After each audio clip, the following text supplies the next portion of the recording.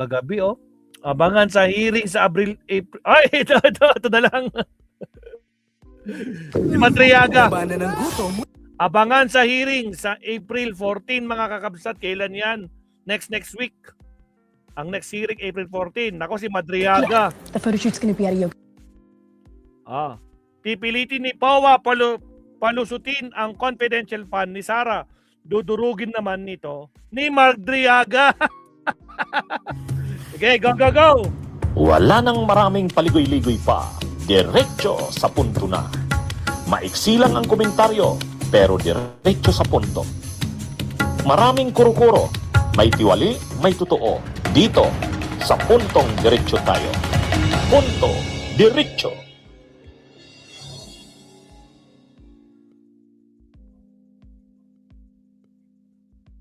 Mga kabunyog, mga kababayan, magandang araw po sa inyong lahat. Mga kabunyog, mainit ang Abril 14, April 14 na hearing ng Justice Committee ng House of Representatives. Mainit 'yan. Ang dalawa sa mga sinubpina ng Justice Committee ay itong si Attorney Michael Powa at si Ramil Madriaga.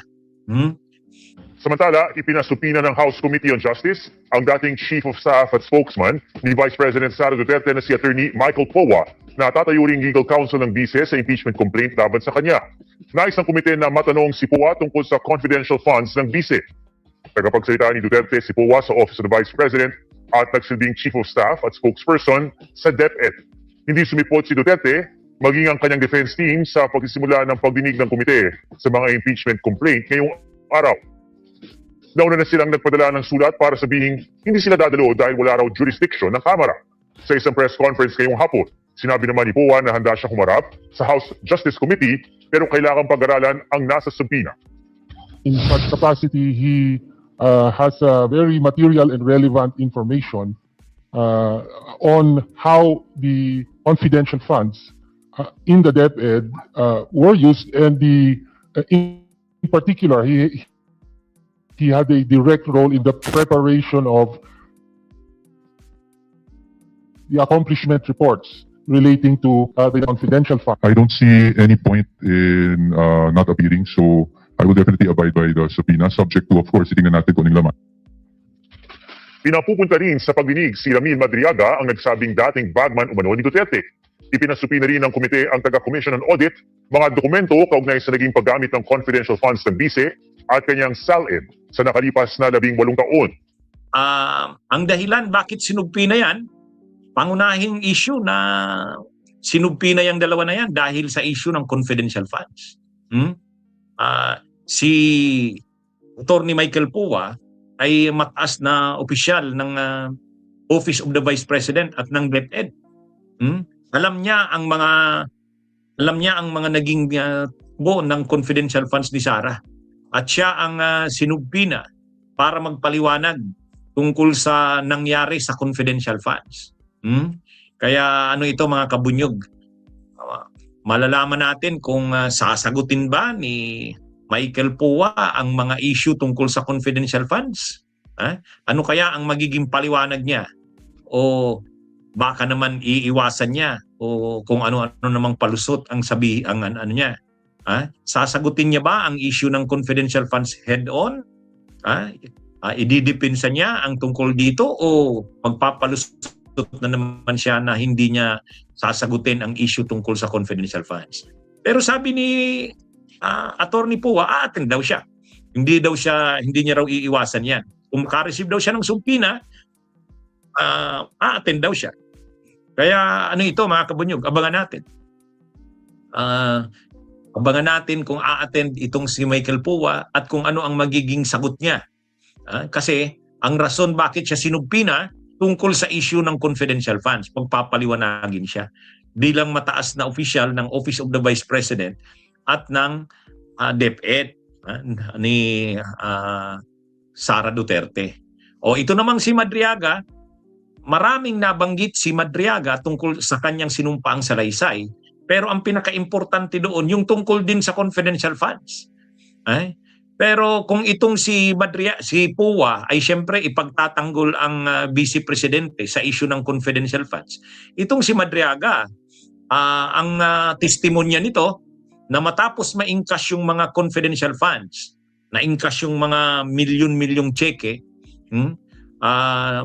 binigay ng mga nag-encash na mga staff ng OBP at ng DepEd, binigay kay Cornel Chica o kaya kay Cornel Nolasco. At pagkatapos ma-encash nila Cornel Nolasco, ayon kay Madriaga, tinawagan siya nila Nolasco, nila Chica. Pinadeliver sa kanya sa iba-ibang mga tao. Dineliver niya umano ito doon sa isang mayor ng Laguna. Dineliver niya rin ito sa isang comedy bar sa Tomas Morato. Nandun si Attorney Reynold Monsayak. Actually, si Attorney Michael Puwa, si Attorney Reynold Monsayak, yan yung dalawang lawyers kasama sa 16 na lawyers o defense team ni Sara Duterte. Kini-question yan ng Kamara, ng Justice Committee, ng mga kongresista kasi hindi nga sila dapat isama sa legal team, sa defense team kasi nga posible silang ipatawag. Pero ang naging desisyon ng Kamara, tingnan muna. Kung halimbawang ipatawag sila, tulad nito, ipinatawag na nga itong si Michael Puwa, a-attend ba sila? Kung a-attend sila, baka naman i-invoke yung lawyer-client confidentiality. Ay pagka ganon, hindi papayag na ang Justice Committee na maging silang members ng defense team. Kasi ito ngang si Monsayak involved din eh. Sabi ni Madriaga, nung nag-deliver siya doon sa Tomas Morato sa isang comedy bar, nandun si Monsayak at sinabi sa kanyang dalhin na sa taas yung perang dala-dala niya. Kaya involved din si Monsayak. Kaya itong dalawa, si Puwa at saka si Madriaga, tungkol sa confidential funds ang ano dito. Ang pagkakaiba lang nila, si Puwa, didepensahan niya ang confidential funds. Ito naman si Madriaga, siya naman ang magsasabi na ang magsasalaysay na yung mga confidential funds na yon na ininkas ay tinurn over sa kanya ni Nolasco, ni Cornel Nolasco at ni Cornel Chica at dineliver niya sa iba-ibang destinasyon.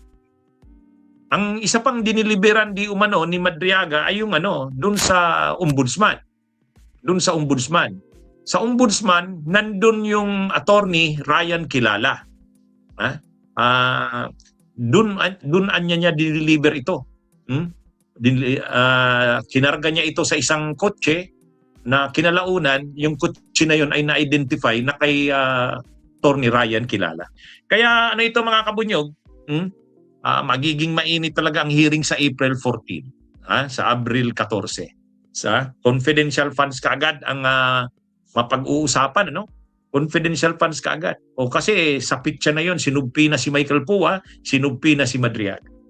Kaya kaabang-abang na yan. Kung wala lang itong Holy Week, sigurado sana tuloy-tuloy na yung hearing ng Justice Committee. Kaya lang siyempre kailangan ding magkaroon ng break nitong Holy Week. Pero pagkatapos ng Holy Week, ayan na, mainit na. Kaya nga sabi ni Ombudsman Boying Rimulya, panahon na ng tag-init ay talagang magiging mainit ito. Ang init ng tag-init, kay Ombudsman Boying ang sinasabi niya, kakasuhan na yung mga big fish. Kaya abangan daw, magkaroon na talaga ng arestuhan na naman kapag nagkaso na sila sa mga big fish. Yun, kaya mainit ang tag-init. Pero ito rin, mainit din ang hearing sa Kamara dahil dito sa impeachment hearings, lalo na simula na ng presentation ng mga ebidensya at mga testigo. At ang unang mga testigo na ipapatawag itong si Michael Puwa at saka si Madriaga. Sinubpina na. Kahapon naglabas na ng subpina ang Kamara. Kaya abangan natin ito mga kabunyog. Mainit ito, mainit ito. Sigurado gigisahin itong si Puwa. Ewan lang natin kung Baka naman paiwas-iwas ito. Si Madriaga naman, ang gigisa dyan, si Rufus Rodriguez. Makikita natin kung ito bang si Madriaga ay kaya niya bang sagutin ang mga cross-examination sa kanya ni Rufus Rodriguez? Yan, aabangan natin yan. Kaya, lagi lang kayong sumubaybay sa aking mga talakayan, mga kabunyog, mga kababayan. I-update ko kayo sa anumang kaganapan. Magandang araw sa inyong lahat. Mabuhay po tayo.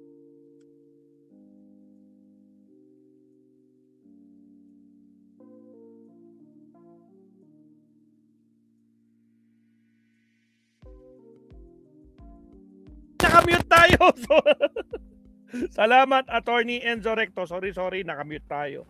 So maganda to. Okay, so, abangan talaga natin to sa April 14, Mabsat, no? Ang paghaharap nila Madriaga at saka ni Michael Powa. Kung haharap si Michael Powa, no?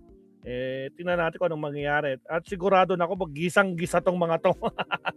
At makikita natin kung sino ang may tunay na kredibilidad. Diyos ko, Lord Rudy. Alright, mag-last topic tayo, Mabsat, bago mag-alas 11 kasi meron akong premiere. May premiere ako ng 11 a.m. In 12 minutes, may premiere tayo. Pero mag-last topic muna tayo, Mabsat.